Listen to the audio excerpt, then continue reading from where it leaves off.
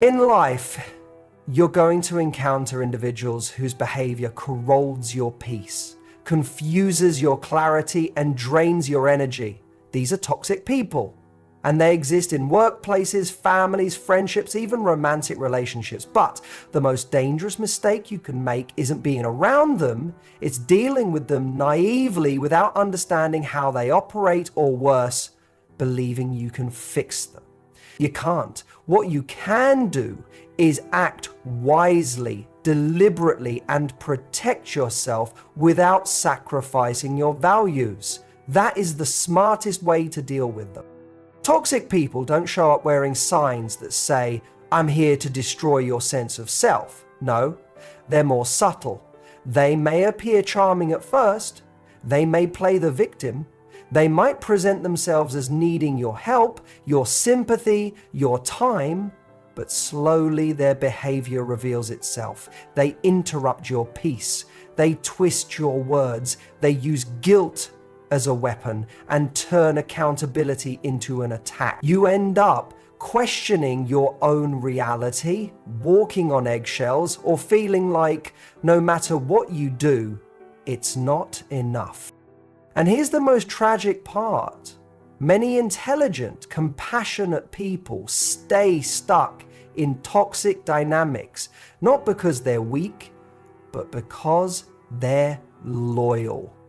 Because they think kindness will fix what's broken.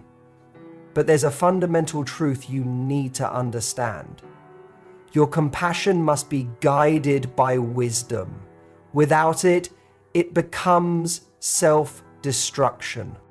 The first step in dealing with a toxic person is recognizing the pattern, not the incident. One outburst isn't the issue. The issue is the repetition, the consistency of drama, blame, hostility, or emotional manipulation. People show you who they are not by what they say, but by what they consistently do. So stop ignoring the evidence. Stop making excuses for behavior that hurts you. Now, once you recognize the pattern, you must set boundaries. And I want you to understand something very clearly. Boundaries aren't about punishment. They're about clarity. They define where you end and where someone else begins. A boundary is a psychological perimeter that says, you can have your chaos, but it cannot enter my space. And yes, enforcing it will be uncomfortable. Toxic people will test it. They'll push back. They'll accuse you of being cold or selfish. But don't fall for it. You're not being unkind, you're being responsible. One of the smartest psychological principles is that you don't solve chaos by becoming chaotic. You solve it by introducing order. Don't match their aggression. Don't play their game. Maintain your structure. Speak with precision. Don't explain yourself 1,000 times. Don't beg for understanding. If someone is committed to misunderstanding you, no explanation will suffice. It's also critical to regulate your emotions. Toxic people are experts at provoking reactions. They want you to lash out because then they can label you as unstable or emotional. So take a deep breath. Step back, reflect, respond with thought, not impulse. That's how you regain control, not over them, but over yourself. And that's all you ever really control. Eventually, the time comes when you must decide, will you stay in this toxic cycle or will you remove yourself? Leaving isn't weakness, it's strength. But it's not just about leaving physically, it's about leaving emotionally. Detach without resentment. Don't carry their poison into your future. Don't let their chaos define your identity. Walk away with grace, with dignity, with a calm that says, I choose peace over dysfunction. And if they accuse you of abandoning them, of being heartless, of giving up, let them. That narrative belongs to them, not to you. You're not responsible for someone's refusal to evolve. You're responsible for the life you're building, for the mind you're protecting, for the peace you're preserving. There is deep wisdom in understanding that not every battle is yours to fight. The smartest people aren't the ones who argue the loudest. They're the ones who discern when to speak, when to act, and when to walk away. Toxic people thrive on attention, confusion, and emotional volatility. When you remove those elements from the equation, you starve their power.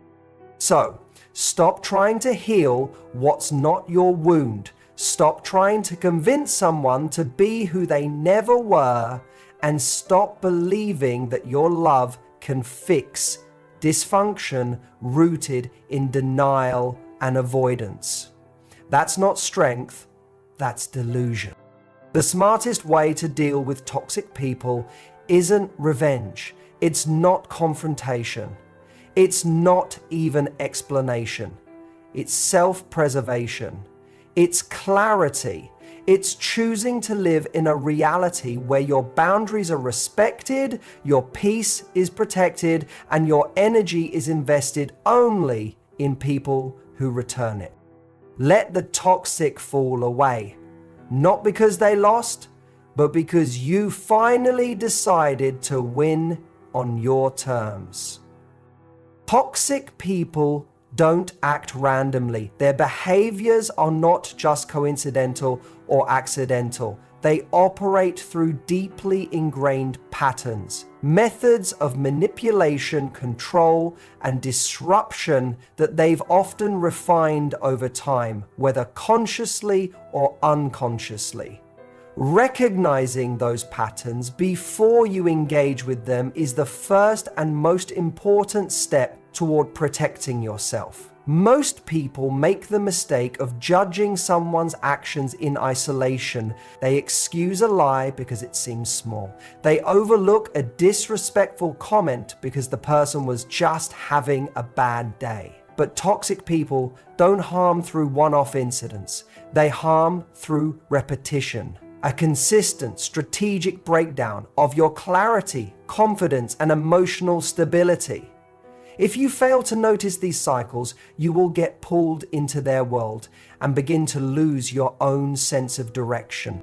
One of the most recognizable patterns is emotional inconsistency. One moment, they shower you with warmth, praise, or affection, and the next, they withdraw it or turn cold, passive-aggressive, or even hostile. This creates confusion. Your brain starts trying to solve a puzzle that doesn't have a logical solution. This is called intermittent reinforcement, and it's one of the most powerful psychological traps a toxic person uses to keep you engaged. You become addicted to the highs because the lows feel unbearable. And when that happens, they have control over your emotional state.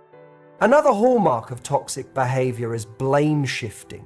No matter what goes wrong, somehow it's always your fault. They never take ownership. If they lied, it's because you pushed them into it. If they lashed out, it's because you were too emotional. If they disappeared, it's because you were too needy. The pattern here is a refusal to be accountable. Instead, they manipulate your empathy. They make you question your instincts, your reactions, even your own sanity. Over time, you begin to think that maybe it really is your fault. And once you accept that narrative, you've surrendered your power. Toxic people are also masters at creating chaos. They thrive in it. Conflict doesn't drain them. It energizes them, especially if they're the ones pulling the strings. They may start unnecessary arguments, provoke drama, or shift dynamics in a group just to see how people react. They want instability because it gives them influence. It allows them to position themselves as the center, the one you're always reacting to. If you feel like you're constantly walking on eggshells around someone, or that your environment is always emotionally unpredictable when they're around, that's a clear sign of their pattern, and it's your signal to pause, observe, and reflect. What makes toxic patterns so dangerous is that they are subtle at first. You don't see them immediately because they're not always aggressive. Sometimes they're wrapped in charm, kindness, or the appearance of vulnerability. A toxic person might tell you they've been hurt deeply in the past, and they might have, but their past pain doesn't excuse their present manipulation.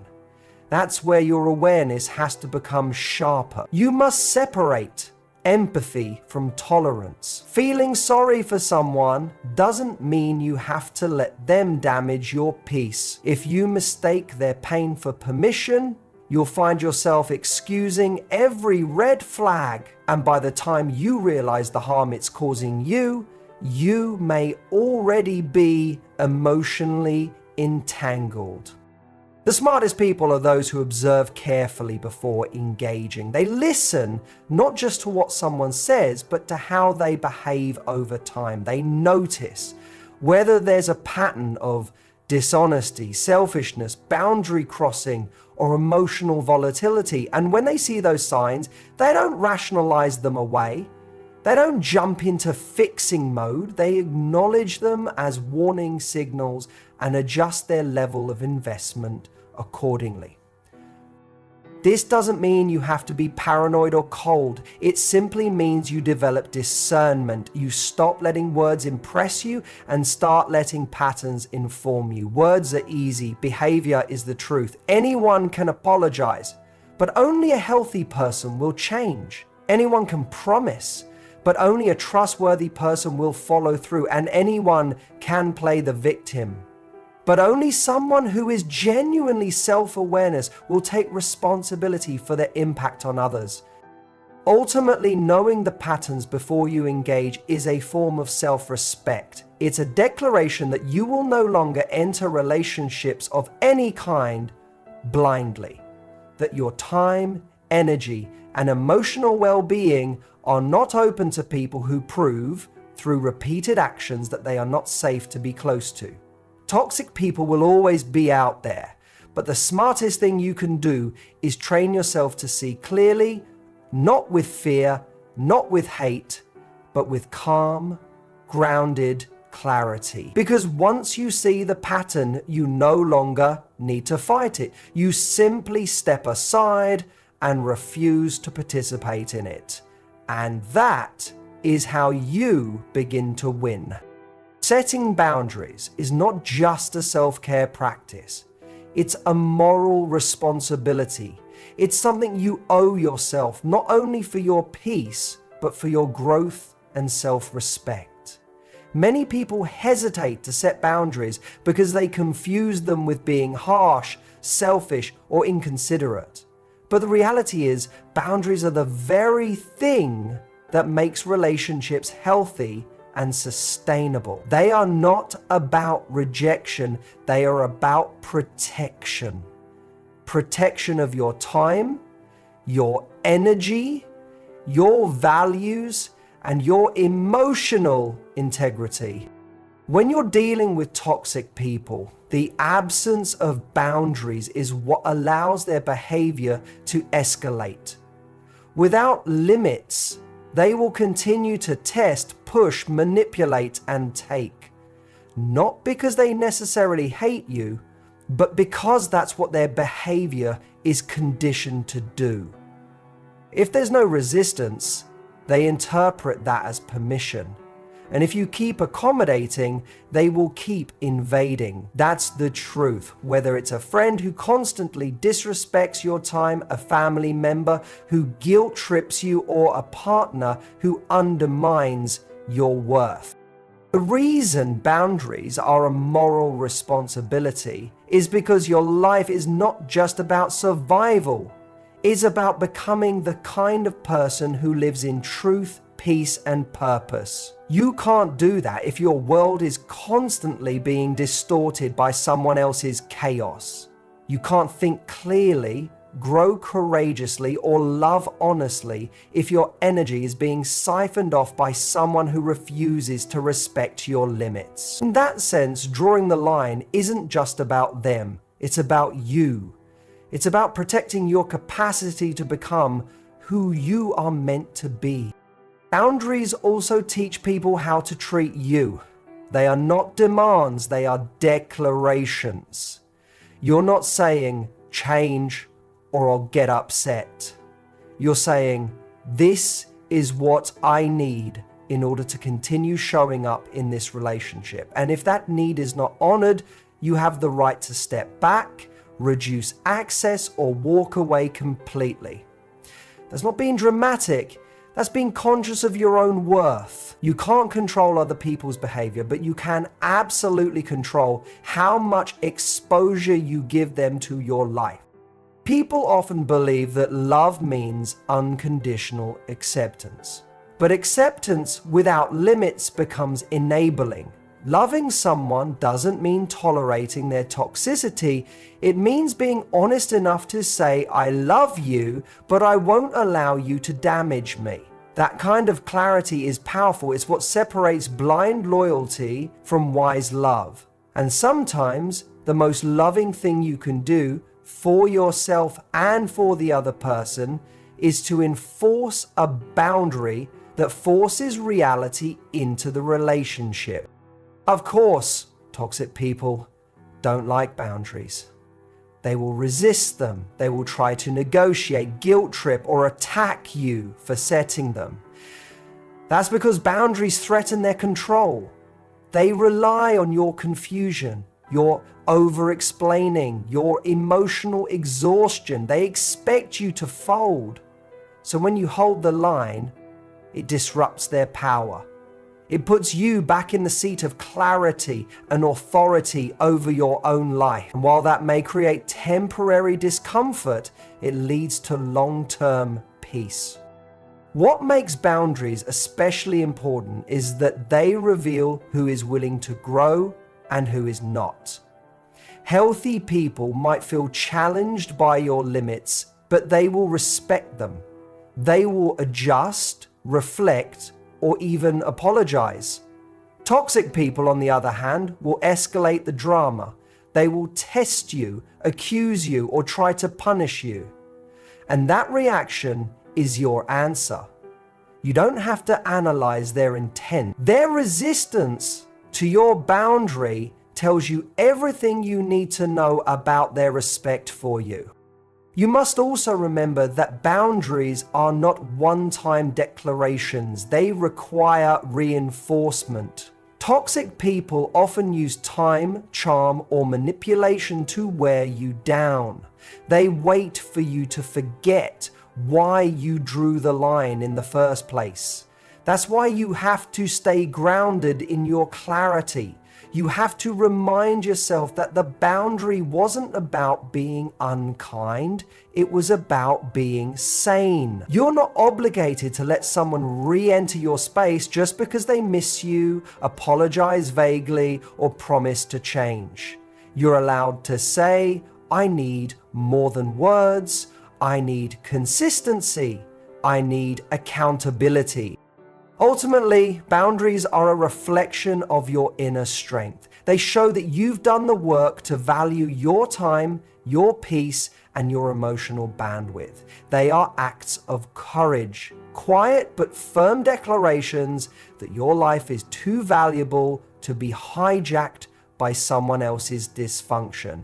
You don't need to scream, argue, or explain yourself endlessly. You just need to be clear and consistent, because once you set the standard, people either rise to meet it or they fall away. Either way, you win. When you're dealing with toxic people, one of the most damaging things you can do is mirror their behavior. Fighting fire with fire feels instinctive. When someone attacks you, you want to strike back. When someone manipulates you, you want to expose them. But the truth is, meeting chaos with more chaos only creates destruction. The smarter, more effective path is to respond with order. with calm, clarity, and structure. That's how you win, not by overpowering them, but by removing the energy that fuels their dysfunction.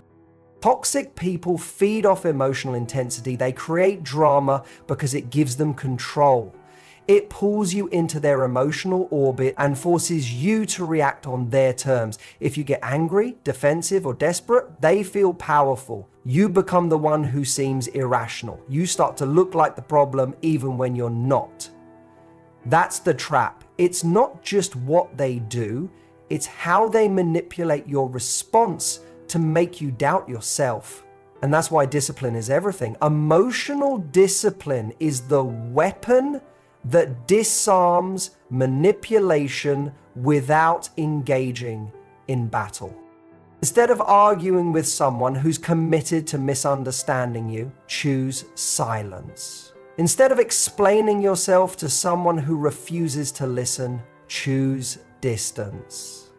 Instead of trying to fix a dynamic that's rooted in control, choose detachment. These choices may feel passive, but they are incredibly powerful because what they do is remove the toxic person's ability to control the emotional tone of the interaction. You stop reacting and suddenly they lose their grip on the situation. That is how you reclaim power, not through resistance, but through withdrawal.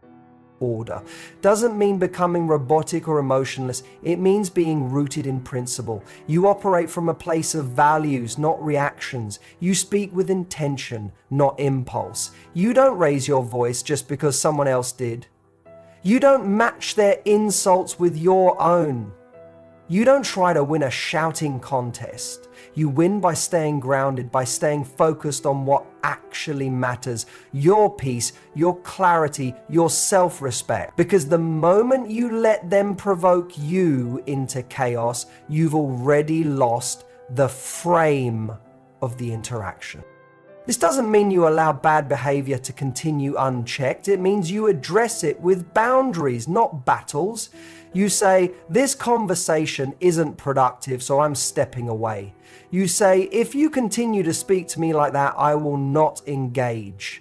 You say, I don't tolerate disrespect, even from people I care about. And you follow through. That follow through is key. Toxic people test your words. They want to see if you mean what you say. And when you do, when your actions align with your calm, structured boundaries, they start to realize they can't manipulate you like before. The reason structure beats chaos is because it introduces stability in an environment built on volatility. It shows you are not available for games. You're not interested in the emotional roller coaster. You are interested in truth, clarity, and emotional maturity. That's intimidating to a toxic person because it reveals the contrast. Your order highlights their disorder. Your emotional maturity makes their manipulation obvious. And the more composed you are, the more exposed they become. In practical terms, this might mean limiting your communication with them. It might mean refusing to engage in arguments over text. It might mean ending a conversation the moment it turns into a power struggle. It might mean saying no without explanation. These are small actions, but they send a very clear message. You are in charge of yourself. That kind of control is deeply unsettling to someone who relies on unpredictability to dominate the space. You'll also notice that the more order you bring into your life, the less tolerance you'll have for emotional chaos. As you start to build routines, establish habits, strengthen your identity, and clarify your values, toxic behavior starts to look more and more out of place. It becomes easier to recognize and reject. You stop feeling guilty for not fixing someone. You stop engaging just to keep the peace. You realize that peace built on silence is not peace at all. It's submission. Real peace is built on strength. Strength of will, strength of self-awareness, strength of structure. In the end, you don't defeat toxic people by beating them at their own game. You defeat them by refusing to play. You don't try to match their chaos. You rise above it with order as your foundation. That's how you break the cycle. That's how you protect your mind, your heart, and your future.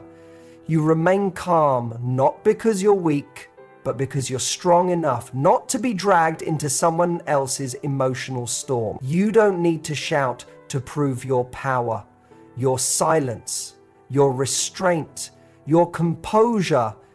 That's your strength. That's your victory. Walking away from a toxic person is one of the hardest decisions you'll ever make, but it's also one of the most liberating. The key is to do it without losing your integrity. Many people think that in order to finally break free, they have to explode, to unleash all their hurt, to make the other person see what they did wrong. But when you do that, you often lose control of the one thing that still belongs to you, your character.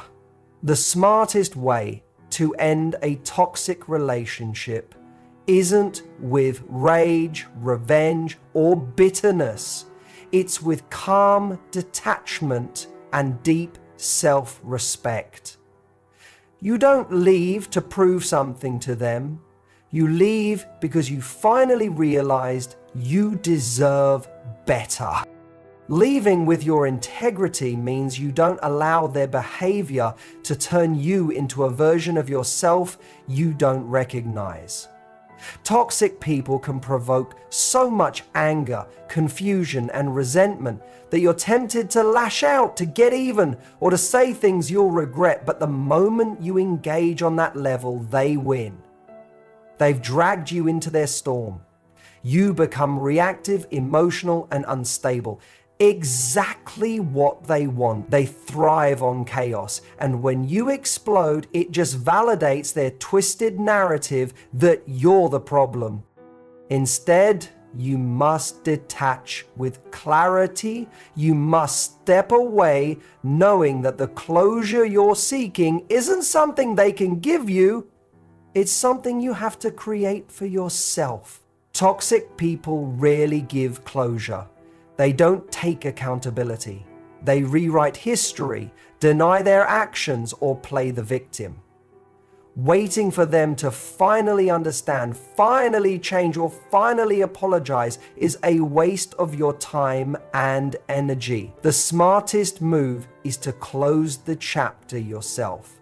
Not with a dramatic ending, but with a quiet, firm decision to protect your peace and never go back. You also don't need to announce your departure with fanfare. Sometimes the most powerful move is silent action.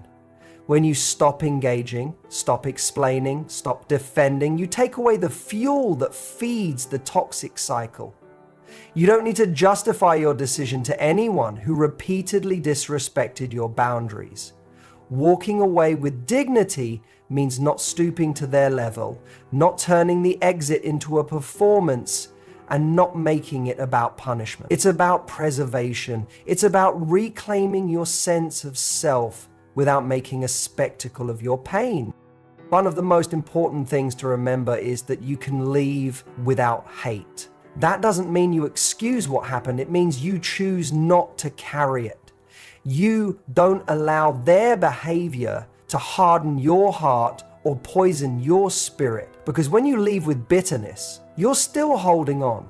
You're still letting their dysfunction live inside you. But when you leave with acceptance, even of the fact that they'll never change, you gain freedom.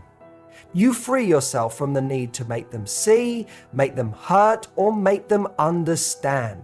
You stop fighting a battle that was never yours to win. Maintaining your integrity also means being honest with yourself. Not every toxic relationship is marked by overt abuse. Sometimes it's subtle, the slow erosion of your self-worth, the constant guilt tripping, the manipulation that leaves you feeling like you're always the one to blame. Recognizing that pain and choosing to walk away from it is not weakness, it's strength.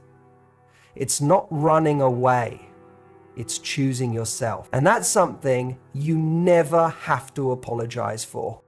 Once you've walked away, the next challenge is to resist being pulled back in. Toxic people often return when they sense they've lost control. They might come back with apologies, promises, or emotional pleas, but you must remember why you left. You must remember the confusion, the anxiety, the disrespect. You didn't walk away lightly. You did it because something inside you finally said, enough. Honor that voice. Trust it. It spoke from a place of clarity that was hard-earned. You don't need revenge to heal. You don't need them to regret losing you. Your healing doesn't depend on their remorse. It depends on your decision to move forward with grace. When you can leave a toxic situation without trying to destroy the other person, you prove that you were never the problem. You prove that your standards come from within, not in reaction to someone else's dysfunction. And finally, walking away with integrity teaches you something profound. You are not defined by the people who hurt you. You are defined by how you rise after you've been hurt. You get to rebuild. You get to choose peace. You get to create a life where you no longer have to brace yourself for chaos. That's what makes your exit powerful. Not the fact that you left, but the way you did it with strength, with clarity, and with your soul intact.